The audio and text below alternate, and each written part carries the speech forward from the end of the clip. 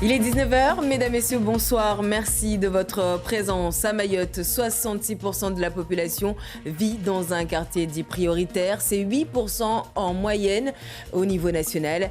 Une fois ces données publiées par l'INSEE, comment améliorer le cadre de vie des concernés? C'est toute la réflexion qui devra être menée par les collectivités dans le cadre de la politique de la ville. Depuis le 1er octobre, l'île Maurice, de nouveau accessible pour les voyageurs, surtout ceux qui sont vaccinés plus d'un an après la fermeture des frontières.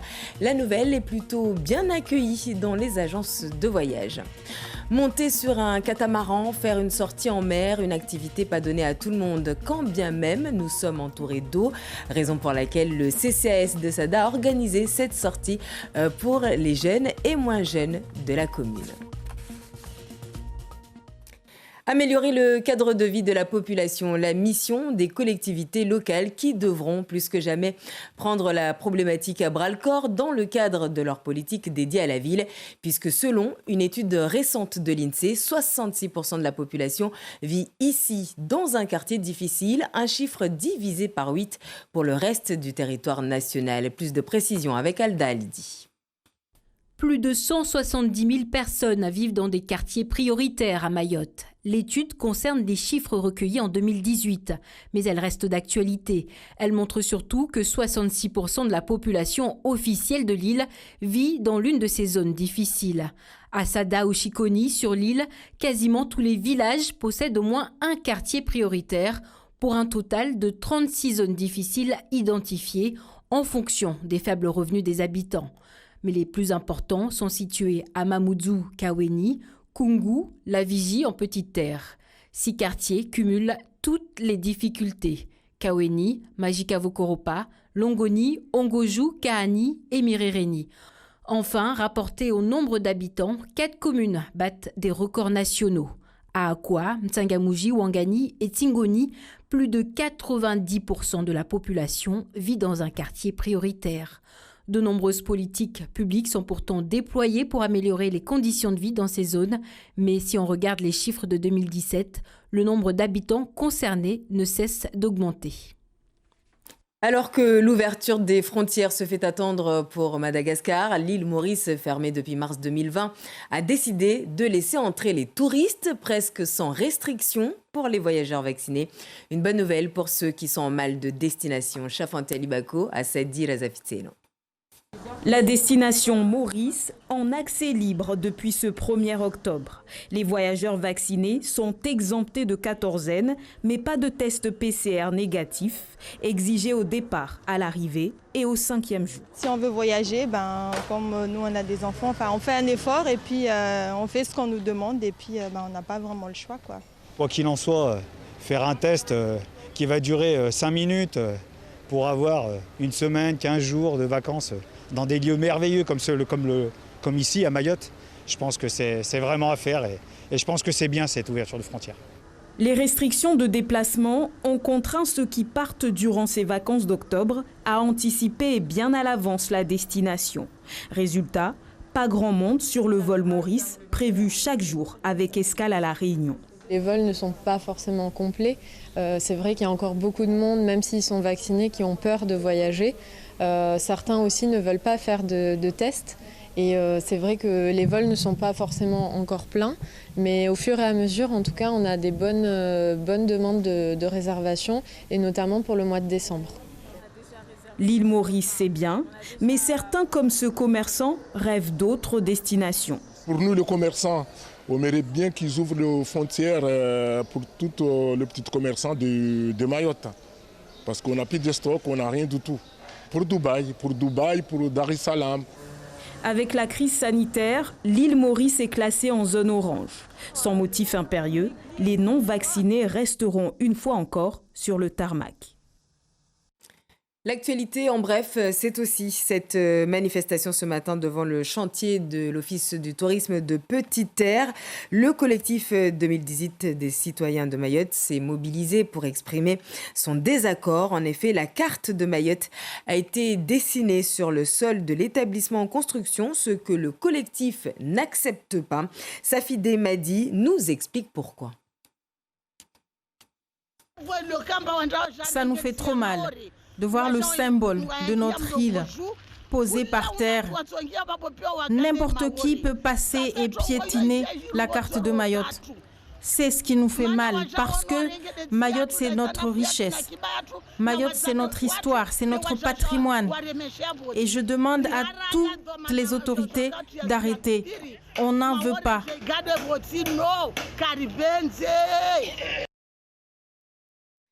À Mayotte, comme sur le territoire national, l'épidémie de coronavirus semble contenue. Les chiffres stables de ces dernières semaines expliqueraient-ils le relâchement des gestes barrières? Le lavage des mains ne serait plus aussi automatique qu'avant. On se fait la bise, on se serre la main.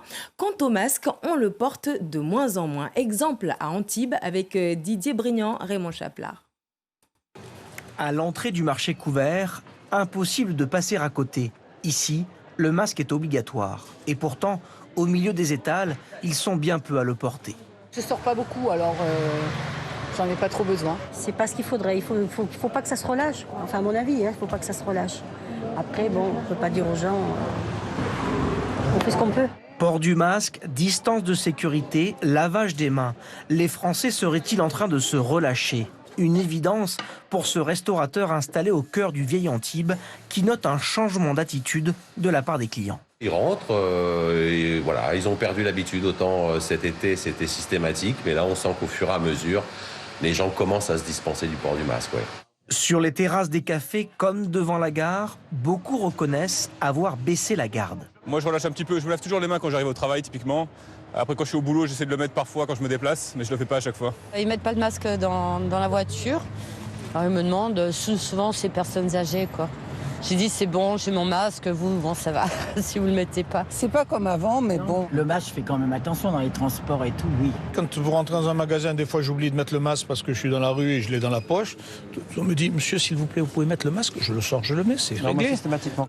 Le ministre de la Santé rappelle que l'épidémie n'est pas totalement derrière nous. Dans les Alpes-Maritimes, le taux d'incidence est de 64 pour 100 000 habitants, 20 points au-dessus de la moyenne nationale. Au programme ce soir à la télé, n'oubliez pas le retour de Kalawadala, émission Débat présentée par Siti Darossi qui, avec ses invités, reviendront sur la piste longue de l'aéroport de Mayotte. La piste longue, les premiers résultats des travaux préparatoires ont été dévoilés il y a quelques jours. Quelles sont ses premières conclusions? La piste longue est-elle sur les bons rails? Question que nous poserons ce soir à nos invités. Christophe Masson, délégué à la piste longue de Mayotte au sein de la DGAC. Omar Ali, troisième vice-président du conseil départemental chargé de l'administration générale des transports et de la transition écologique. Régis Novou, porteur du projet ZENA. Et Chris Korji, présidente de l'OTAM, l'association des usagers des transports aériens de Mayotte. Rendez-vous à 20h dans Kalawadala. Et on s'arrête à présent sur l'histoire des compagnons de la Libération, ceux qui ont suivi le général de Gaulle à partir de 1940. Le dernier d'entre eux, Hubert Germain, nous a quittés hier à l'âge de 101 ans. C'est donc une page de l'histoire qui se tourne. Catherine Rougerie, Guillaume Le Goff. Hubert Germain était le dernier des 1038 compagnons de la Libération. Leur point commun, le refus absolu de la défaite et leur engagement derrière le général de Gaulle. Ce matin, au musée qui leur est dédié à Paris et qui perpétue leur mémoire, certains veulent en savoir plus sur ces vies de courage. On est là pour découvrir un petit peu l'histoire de la France et montrer surtout aux enfants... Quand on voit l'exposition ici sur De Gaulle, sur tout ce qui s'est passé, c'est quand même... c'est là qu'on voit que nous, faut qu'on continue aussi à se battre pour la liberté et en respectant les valeurs de tout le monde. Les compagnons, ce sont des civils et des militaires qui, comme le général de Gaulle, n'ont pas accepté l'armistice de la France en juin 1940. Parmi eux, des étudiants, des paysans, des industriels, des membres du clergé, des tirailleurs africains qui ont œuvré à la libération. Le petit nombre souligne leurs valeurs exemplaires. Ils avaient des approches politiques, philosophiques, religieuses différentes, voire opposées, mais qu'ils avaient su, quand l'essentiel était en jeu, faire taire leurs différences pour la cause sacrée qui était la libération du pays. Beaucoup de compagnons sont morts durant la guerre. Fusillés, déportés, décédés au combat. Certains se sont aussi suicidés pour ne pas parler lors des interrogatoires. Pour les récompenser, l'Ordre de la Libération est créé par le général de Gaulle avec un insigne unique, la Croix de la Libération. Vendredi après-midi, un hommage militaire présidé par Emmanuel Macron sera rendu à Hubert Germain aux Invalides. Puis le 11 novembre, le dernier compagnon de la Libération sera inhumé au Mont-Valérien, dans la crypte du monument. Retour à Mayotte avec le festival Milatsika qui démarre officiellement demain jeudi à Chiconi. Festival annulé l'année dernière à cause de la crise sanitaire. Entre musique, animation et exposition, les organisateurs sont heureux d'avoir pu maintenir cette année l'événement, même si cela se fait sous certaines conditions. Écoutons à ce propos Zidini Saindou Dimassi, le directeur de la culture et du patrimoine de la ville de Chiconi, au micro d'Hachim Saïdachim et Sony Chamsidine. On est content de pouvoir partir sur de bons pieds et réaliser le festival cette année, même si il y a aussi encore le contrainte passe sanitaire. Voilà, donc on fait avec, mais on est content. On reprend à peu près les mêmes parce que c'est vrai. Et en fait, ce qui est bien dans cette situation, c'est que tout le monde joue le jeu. Les organisateurs, les artistes, du moins certains jouent le jeu, donc on comprend que la difficulté, elle est commune, quoi. Donc du coup, voilà, j'ai revu avec l'ensemble des artistes qui étaient pressentis l'année dernière. Donc on les a fait revenir, du moins certains pour cette année. Donc je suis content, il y a 70% de l'année dernière qui sont revenus. Le festival, en fait, on peut aller jusqu'à 1500 personnes par jour. Donc en situation actuelle, donc on ne peut pas se permettre d'aller jusqu'à 1500 personnes par jour. Donc on se limitera à 700 personnes par jour. Il faut que tout le monde joue le jeu, les gens, il faut qu'ils viennent au festival avec leur passe sanitaire, soit leur test, soit vaccin complet, voilà, avec leur masque. Et on passera des bons moments ensemble. Quoi de mieux en cette période de vacances scolaires qu'une sortie en mer? Le CCAS de Sada l'a organisé ce matin pour une poignée de chanceux, des jeunes et moins jeunes issus de la commune, heureux de partager ensemble ce moment unique. Nous les avons rencontrés avant leur départ au ponton de Mamoudzou. Ilona Youssoufa, Abel Kassima Ben. C'est bon les enfants, vous êtes prêts à y aller? Oui! Sûr? Oui! Vous voulez pas que j'appelle le bus pour retourner à la maison? Non! Journée découverte du lagon aujourd'hui pour ses habitants de la commune de Sada. Une sortie et pas n'importe laquelle, une sortie catamaran. Mouanaïdi Raha a 66 ans, c'est la première fois qu'elle va en mer. Je suis très contente. Et c'est une première pour moi. Vous savez, je n'ai jamais vu les côtes mahoraises depuis la mer. Je ne sais pas par où on passe pour arriver au nord, au sud, en passant par la mer. Et on m'a informé, on m'a proposé ça et j'ai dit que je veux y aller et je n'ai peur de rien. Je suis chez moi. Organisée par le CCAS de Sada, qui se mobilise depuis 2014, cette sortie se veut avant tout intergénérationnelle. Nous avons déjà des jeunes conçus au CCAS sur le programme PRE, le programme de réussite éducative. Donc, ce sont des jeunes qui sont en difficulté.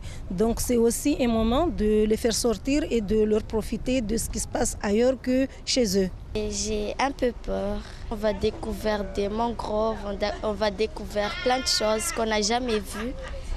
Et on va s'amuser. Et Raïma ne croit pas si bien dire. Le capitaine leur a concocté tout un programme. Ce matin, ça va être îlot de Soolé.